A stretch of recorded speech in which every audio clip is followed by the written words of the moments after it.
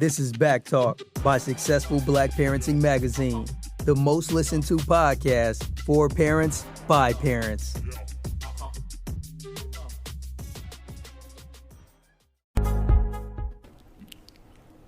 Welcome, everyone, and thank you for tuning in to Back Talk by Successful Black Parenting Magazine. This is the talk show and podcast for parents. I am J.R. Celeste, your host and publisher of Successful Parenting Media. Now, I want you to share this broadcast with all of your friends and followers, and don't forget to leave your comments and questions, and we'll do our best to answer them after the show.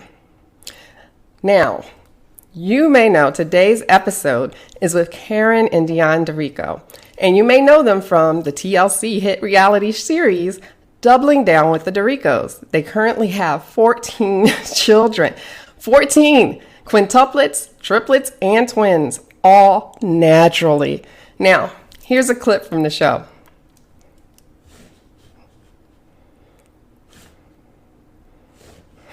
Okay. Now, if you think you have your hands full, well, I'm going to find out how the Derricos manage parenting so many kids. Karen and Dion, welcome to the show. So, you guys, thank you. You guys like each other a lot, huh? I'm just saying. 14 kids. All right, just a little bit. Okay. Well, do you have daily help? How do you do this? Can you walk us through maybe an average school day? Do you have help with that? Average school day, our children are homeschooled. And when the pandemic hit, a lot of parents had to.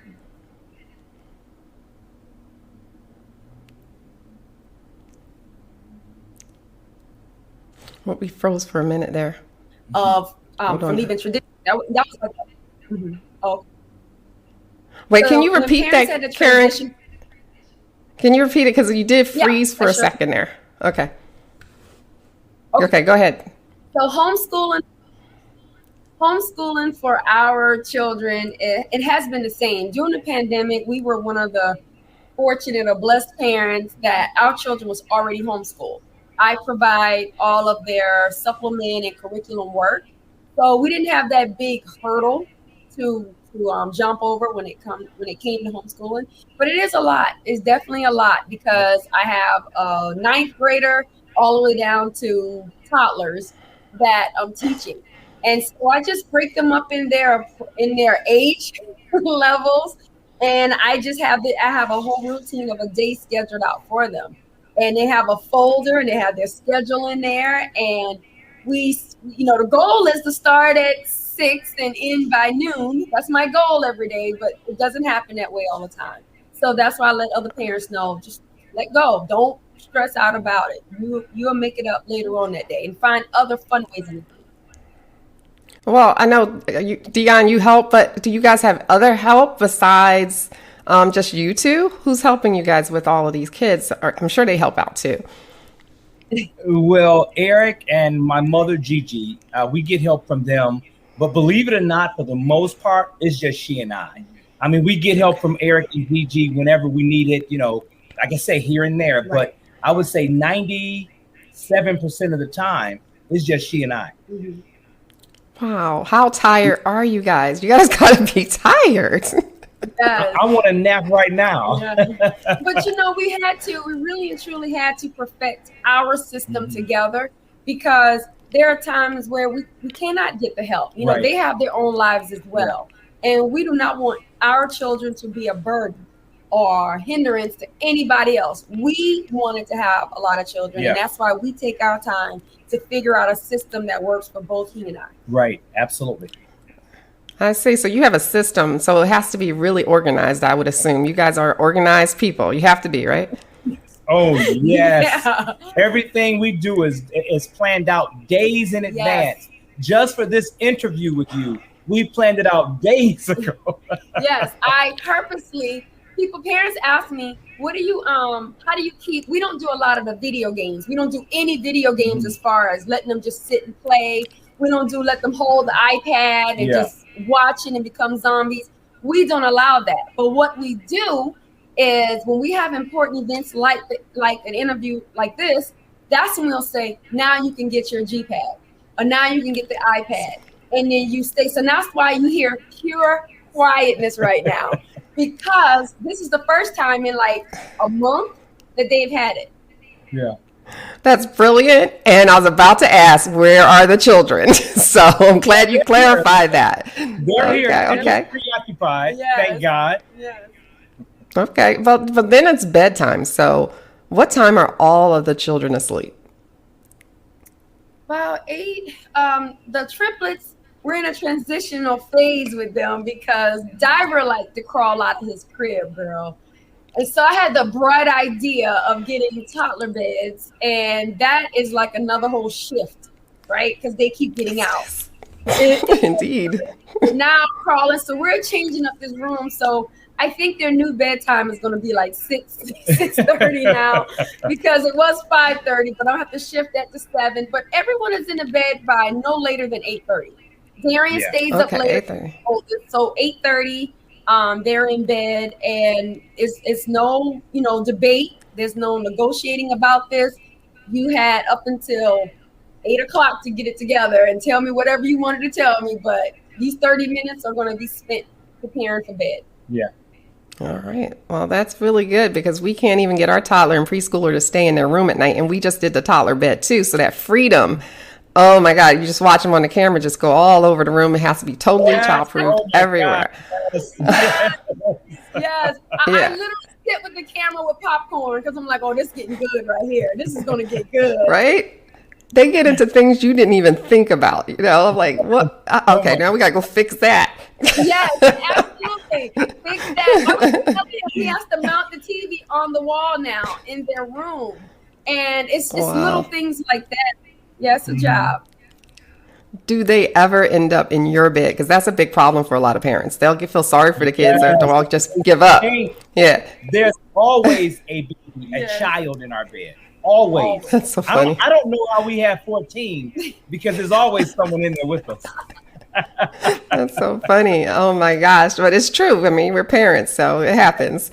Yes. What about little things like sharing toys? Like, do they have fights that break out at 14 with 14? Or, I mean, do they have enough toys to go around? They don't fight over toys?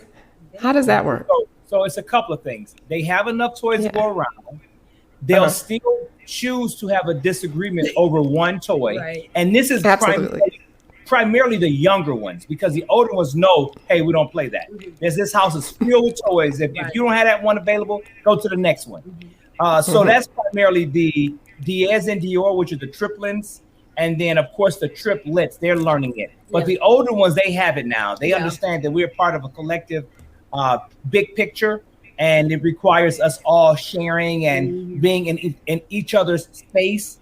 And so they've learned to appreciate and accept that. Right. And they bring it to us. They don't sit and try to referee between themselves. They bring it to us. That's why we're the parents, and we talk to them, and we'll say, okay, how long did you have it? How long did you have it? Okay, now we're gonna use this. I personally have used timers. Derricos have good memory, so he remember who had what. But I set little timers, and just from my own early childhood education experience, I set little timers and say you can play with it. When the timer goes off, then it's time for your sibling right here to play with it. Yeah. And it helps. Right. That bell goes off, and they're like, okay, your turn. That's great. Early childhood education definitely helps. That's my background too. That was my first degree, so I get it. I totally get it. And I would use the timer too. What about the noise level? So we have 2 that are very vocal out of 3, and they scream when they play all the time, just out of fun. They just like this high pitched banshee scream, and I'm like, this runs right through your spinal cord, and you know they're not in trouble. They're just having fun. So what do you do? You feel like you've been electrocuted. I'm just like, exactly. But it's really it's the triplets, which are the younger babies. Yes. Specifically Diver, but all 3 of them were really Diver and De'Aaron. Yes. Because Dawson's voice, I guess because of the surgeries that she had, she don't have the same depth in her voice as the other 2. So she'll make a noise, but you just don't hear her the same. Right. But Diver and De'Aaron, especially Diver, he's a screamer. Yes. I mean, this a screeching, chalkboard type screeching sound. Yes. Yeah, Yeah. But what do you tell him when that happens? How do you get him to bring it down like 2 levels? You know? Hey. But believe it or not, that's how we sort of get all of them, because the older ones at one point did it as well. Mm-hmm. And so we just sort of let them know teaching with children starts very, very Yes. young. And I think that's the mistake that some parents make, thinking that they're too young to understand. Mm-hmm. They really understand. And to me, right at around 6 or 7 months of age is when they really get sort of grasp following the parents' lead. Yeah. And so when people comment and compliment us on how well behaved they are, this has been training in the making from 6 months on. I mean, for the most part, we've communicated in such an effective way that they grasp what we're trying to, I guess, show them, if you will. So by the time they get 2 years of age, we can easily say, no, that's not right. Put that back. Don't do that. And we don't have to raise our voices. They know. Right. Dion, I agree with you. I think we underestimate our kids as being, they say blank slates. They are, but, they learn, they watch, they observe before they're even speaking. So they know a lot by the time they start talking to you. So I agree with that 100%. Yeah. Let me ask you. Oh, go ahead. I'm sorry. I mean to cut you off. Okay. So just for our listeners who don't know you guys or haven't maybe seen the show, all of your children, their names start with the letter D. Yeah. Now, Karen, you're the only one that's the outcast. So why? How did that happen? Why did you decide to do that? Well, while I was in the club, backing it up, that's how we met, right? I was so, oh my gosh, I was like, wow, this guy is so bold and on the floor dancing, and he tells me his name was Derricos. First he said Rico, but actually it's Derricos. I'm like, oh my God, I love that name, Derricos. That's so different. So as time went by, he then told me that, it was Dion. It was 2 double D's. And that he would for when he have children, his children follow in that as well. I didn't have a problem with it. I just wanted to be able to have babies. So I was like, great, we can do this. So being the outcast of the only K, it deems that queen, they treat me as that queen. Absolutely. And, they're like, oh, mommy, K, you're the queen. So I like that, but I'm fine with it. That's how all of our 14 children got the name D. Yes. Oh, okay. And if you continue to have children, they're all going to continue that trend, correct? That you're going to keep going D's. Okay, cool, awesome. I think that's very, very cute. I like it. I mean, the Kardashians did it, right? Yeah. So, why not? Why not? And ours had nothing to do with Kardashians, as a matter of fact, because we had put this together way before the Kardashians hit the fan. I mean, respectfully. So you were the original ones that did it. I love it. I absolutely love that. Okay. So let me go back to a little bit about the management, because in our house we have very picky eaters and different preferences for food. I mean, at one point it was like turning into a restaurant. I want this and I want that and I don't want that and I want this. And I know when I was growing up, it was like you eat what's on the table or you don't eat. So how do you manage your picky eaters among your children? Is it a restaurant menu or they have to eat what you put on the table? We're right there in the middle of either you're not going to eat or you're going to eat this, and it's a restaurant also. Because some of them we really know do have challenges with certain things they really cannot eat. And we know that they've never liked, such as durian with cheese. Durian doesn't eat anything with jelly. She don't eat strawberries, things, and she never has. And then Dallas never really liked pizza or pasta, anything with marinara sauce in it. He's never liked that. And Dayton and Darius don't like meat for the most part. They'll eat hamburgers, they'll eat chicken nuggets, but they don't really just eat chicken on a bone. And that's what mommy don't either. I will look at, you tell your child, try it before you knock it. Yeah. If I look at it I don't want it. I'm like, no, I'm good. And that's not a good thing when it comes to your children, though.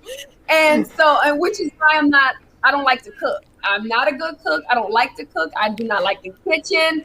None of that works me right now. What works me is going shopping for their school items and doing the classroom and teaching them. So he's a great cook.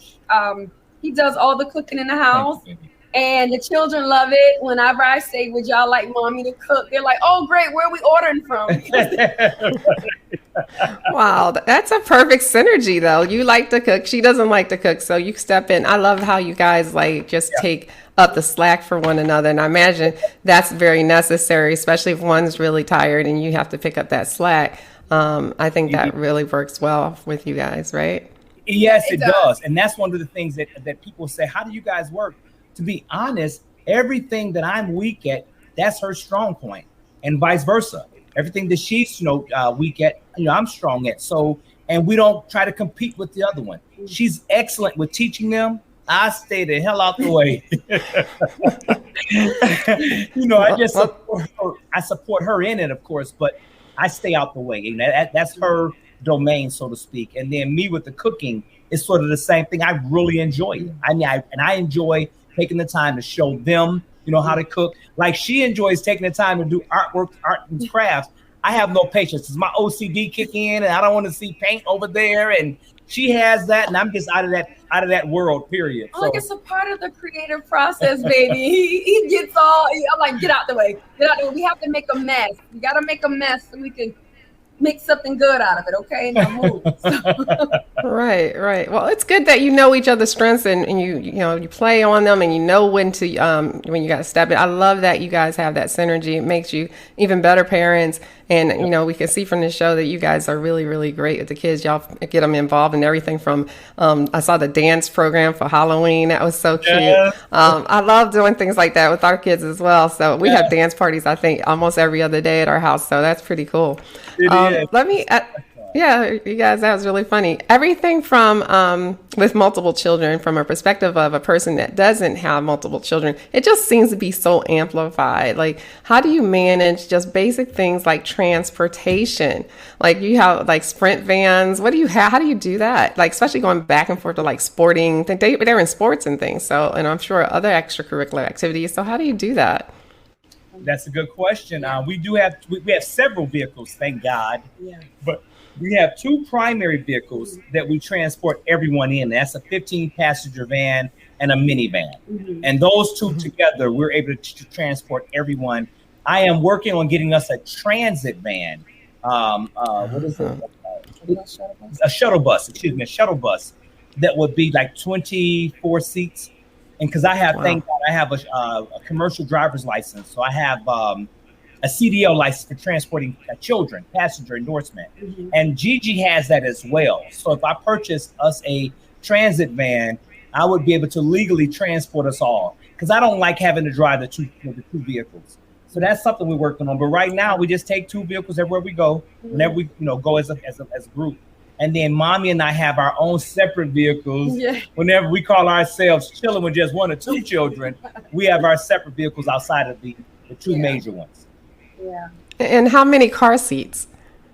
We got 5 car seats right now. 5 car seats. So, and what? 5 and what? No, just 5. 5 car seats. 5. Yes, 5. Yeah. Okay. Yeah. Okay. And so the pain about car seats is that when you have multiple vehicles is taking them out of one vehicle and putting them in the other. So you guys got to get some duplicates. Yeah. You haven't a clue.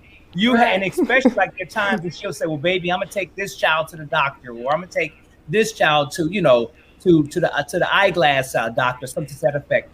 We had to take a car seat out of one of the other vehicles because we try to leave them in the vehicles because we just don't have enough room in the house to have car seats in here. As you can imagine, there's toys, clothes, our stuff, our office supply, school supplies that she has everywhere. Yeah. So we're just constantly trying to minimize how much is in the house for this extra work, because now we have to go into one of the other vehicles and take a car seat out of that vehicle and put it in our personal vehicle. It's a job every day. It's a job. I bet it is. I bet it is. Yeah. Now, let me ask you, so I know this is the norm for you, but do you have any real world, like, I guess, parenting hacks that you use to keep you sane through this whole process of going through all the kids every day? Like, what do you do that maybe other parents don't do that keeps you organized even? Well, I can say some of the things, this is just from the people I have talked to, and from being directors and preschools and stuff. One of the things that we do is we are really big on our children taking naps. That is a must. And I get a lot of parents that would say to me, how do you get my child to take a nap? And when I am home on the weekends, I can't do it. Well, one of my things was when I had Darian was I'm not gonna allow anyone else to be able to get my child to do anything else other than me, if that makes sense. So if she does not take a nap with me, then I'm trying to word it right, make sure you understand it. I don't like the fact that my child will take a nap with somebody else and not me. You're with me majority of the time. So the way I do it is we make sure that they take a nap every single day. And at the same time, from 12:30 to 2 o'clock, that is your downtime. We need that. Every parent needs it. The child needs it. It's your time to get anything done. You need that. And so napping is one. When the children get older, they must clean their room. You get up, it's just as simple as you getting up. You may use restroom, but you come back, you make your bed. Yeah. When you take your shoes off, taking them off and put them back in the same space. These are things right here. Derricos came up with the birth order of the shoes, which I really did love, because when it's time to go, we don't have time to get your shoes, grab your shoes, do this, do that. Your shoes are right there and they're in birth order. So they have these little cubbies with their names on it where their shoes and their things are. So everybody has a place. Everybody's name is there. So they should be arguing over, that's my shirt, that's mine, those are my pants. And I thank him for coming up with that. So just trying to be as organized in the day, and he says it all with his OCD. If you stop and do things immediately right there, you wash that cup in the sink. You put that backpack on the hook right there. You put your jacket up. When it's time to go, you do these same routines every day. You go to school every single day. Let's move along with this. So those are things like that. So you have to make your child take a nap. I say that, this is what you're going to, no matter how much they kick, they scream, they fuss, they fight, you are going to take a nap today. Perfect. I love that. And I know that's really important. And it is a nice break in the day. And the kids need it themselves just so they're not cranky by the end of the day. That's the honest God's truth. They'll get very, very cranky themselves. And also, it reminds me a lot of, I'm sure you remember in school, where the teachers had prep period. And prep period gave them the time to prep, of course, for the next class or the next day in some cases. And so the nap time for our babies, give us that time as well. Our time to prep their next meal or decide what she and I are going to do, where we're going to take them. And in some cases, we'll get a nap with them. Yeah, absolutely. They have a nap time, and you need your bedtime. You need to make sure they go to bed at the same time every night. And there's friends I call, and we're trying to talk at 10, and I hear their children just running around in the back, and they're like, girl, I can't get them down. And I'm like, it's as simple as you need to go to bed. Right. No negotiating. It's the parents. I don't get the it. leaders. Yeah. Just go to bed and stay in the bed. Perfect. Now, let me ask you this question, because even with 2 kids, when you add this to the equation, it can cause chaos. Are your children allowed to eat sugar? Oh, yeah. They eat sugar. Oh, gosh. How do you do that? Do they change? I know with ours, as soon as they get sugar, it's a whole different kid. Like, they're bouncing off the walls. Maybe because we don't give them sugar a lot. So maybe because she and I both have our share of sugar. So you're able to keep up. Yeah. My share of it. And it's really a balancing thing.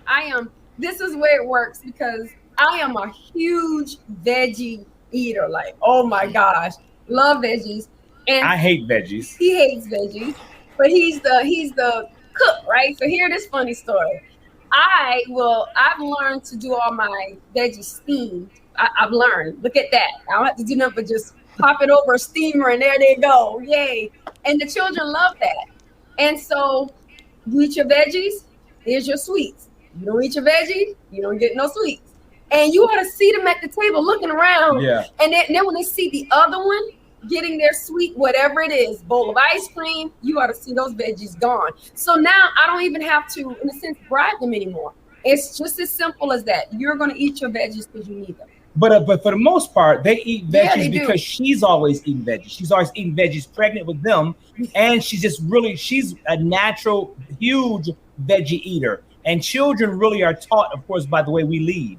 So I say for the most part, we only have one that we sort of had to do that with, which is Derricos, who we had to say, sort of bribe. If you don't eat these vegetables, you're not eating no ice cream. But the rest of them, they really naturally on their own, they do love some form of vegetables. Yes, they do. That is great. Yeah. No, please finish your sentence. I can cut it in. Go ahead. Oh no, he definitely cooks very well. So it's not really a whole lot of pulling teeth on you're going to eat your food or not and what you're going to eat. He really does. So we're really blessed that our children really is well-rounded when it comes to it. Yeah. Well, that's great. And I'm so happy to hear they eat their veggies. That's a challenge at our place as well. Do you guys need a vacation and any plans coming up?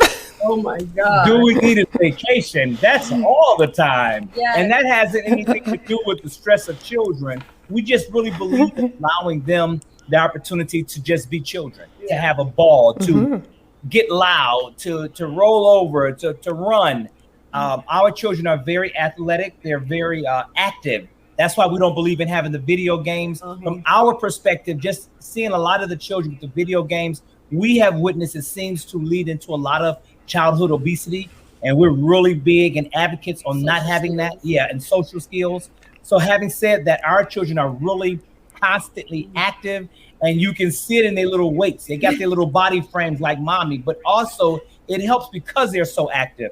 And so having said all of that, we're always exploring different ways and new ways we can be creative and take them on various vacations. We enjoy exposing them to new things, new cultures and things of that nature. So yes, so vacations, we're always in need of one. Yes. Fantastic. Any upcoming plans for taking the kids on vacation with you guys? We have several. Yeah, we have several that you guys will be seeing us post on our social media. Yeah, and we have a couple surprises for the babies. Oh, wonderful. That has to be really interesting to watch. I'll make sure I stay tuned and follow so that I can see how you guys are managing on vacation, because that's a whole other article for us, how to manage with kids while you're traveling. So I can't imagine doing that with 14 kids, strollers and all kinds of luggage. I don't know. That seems like a little overwhelming for me. We literally have to mail our luggage to various places before we even get there. That's what we just did. We took it was a vacation sort of a couple of months ago, and we had it so down pat. We stayed at a villa right at the beach, and so when we went to the beach, she stayed back, and we went to the beach. She said, "Well, baby, you call me when you're on your way back." When I called her, when we get back, she had all these little like hospital tubs, the little hospital tubs you see. She had all these little hospital tubs laid out with water in them. And each child got into a hospital tub and got all the sand off their feet. Yeah, got the sand off their feet, and then she wiped them up, and then I went and got them in the shower. So it's everything. It's like an assembly line. Yeah. So you come, you dip your feet. I wash your feet. I felt like biblical days washing the feet. And then I was like, step onto this rug and then follow Poppy into the shower. But it's the system, that's that communication. Yeah. And, I tip my hat to his mom and my mother as being single parents. Yeah. And all single parents. All single parents. I mean, it's definitely a lot. I can't even imagine, to be honest. But yeah, that's what we do. So when we go on that vacation, we'll definitely let you know. And I would like to say shout out to all the single parents, because believe it or not, you guys are questioning us about having so many children. How do we work through it? She and I, at the end of the day, have she and I. Yeah. But single parents have no one. So when that child has a toothache in the middle of the night, when that child has, get a fever in school, and that single parent is working sometimes 1 and 2 jobs, or 2 jobs and going to school, they don't have anyone to tag team. She and I, we can handle all of our babies individually. So if something is wrong with me, I'm tired, don't feel up to it, or vice versa, I say, hey, baby, I'm tag teaming out. And I still have her. A single parent don't have that. So big shout outs to all the parents, whether you're mother, father, grandparent, aunt, uncle, taking care of children by yourself. Shout out to you. Yes. Well, I'm sure the single parents appreciate that recognition because it is hard. It's difficult. I had to do it for a little while, and it was very tiring, very tiring. Yep. So, thank you for that. And the question that everyone asks you is if you're going to have more children in the future. You got to stay tuned. You got to stay tuned. All right. That makes sense. Now, just any last advice for our parents who are listening that you might want to give? I got some. You want to go first? Well, I just want to say, it happens every day. I have this whole list of what I'm going to do. And, I have 6 girls. So every day I have this thing of what I'm going to do with them today, or like taking their hair out. And there's some days I am just tired. And I say to other parents, when those days hit me and I'm like, I'm just tired, I am beginning more to lean into what's going on with me. And if I'm tired for whatever reason that day, I am just going to rest. It's going to be a rest day. It will get done. It will get done maybe later today or tomorrow, but it'll get done. Right now, my body is saying, lay down, take a break. It is okay to not be okay. And I think that I needed to hear that for myself. I need to tell myself that and not get so caught up in, but I need to do it. And just calm down. All it does is bring you is stress. So I would tell all of the parents out there, it's okay. It's okay. Take a moment for yourself. Yeah. Their hair will get done. They will get to practice. The grocery will be bought. It just take a minute for yourself. Self-care is the best care. Yes. That's great advice. How about you, Dion? And I say with mental health being, one of the biggest things in our country right now, we see so many different things that's going on where mental health is on the brink seemingly of collapse. We constantly talk to our children. We have open discussions about various things, almost, any topic really. And we try to go into depth regarding it. And we also go into depth about respecting other people, not infringing on other people, understanding no matter how much you think you see, there's that much more you don't see. These are things that we try to make sure that they're cognizant of right now, so that they're not one that may push someone over the mental edge. You just never know what someone's dealing with. And I think a lot of parents forget that our children need to be schooled. They need to be schooled on every aspect and topic of life. So going back to the mental health, just really encouraging your children to be respectful, as we do with our children, of everyone. I mean, we break it down to the common denominator, because we do that because we want to see them be great individuals and help to propel our world, our country forward, versus hindering it, or making it worse. We want to see our children become great people by understanding and accepting other people. So that's one of the things that I encourage our parents to really be cognizant of, is how our children are sponges. Exactly. You are great parents. You really are. And I'm proud that you're representing on TLC. I really am. And you're doing so well. Yeah, you really are. And bless you both. And I want to thank you both for coming on Back Talk today. It really means a lot to all of our listeners, I'm sure, as well as I. God bless you. Thank you so much. Okay. And thank you for participating and listening to Back Talk by Successful Black Parenting Magazine, the talk show and podcast for parents. Share this broadcast with anyone who needs to hear it, and let's get the word out. And be sure that you visit our syndicated podcast replays on Anchor, Spotify, iTunes, Android, and more. And don't forget to check out our website at successfulblackparenting.com, which is full of great content to help you to thrive and not just survive as a parent. The Derricos will be featured on our August-September digital cover, so check that out on our website on August 1st, 2021. You can also engage with us on social media, which you can get to from our website. So until next time, I wish you all the best, and much success. Take care. Thank you. Take it easy. Hold on. All right, hang in there.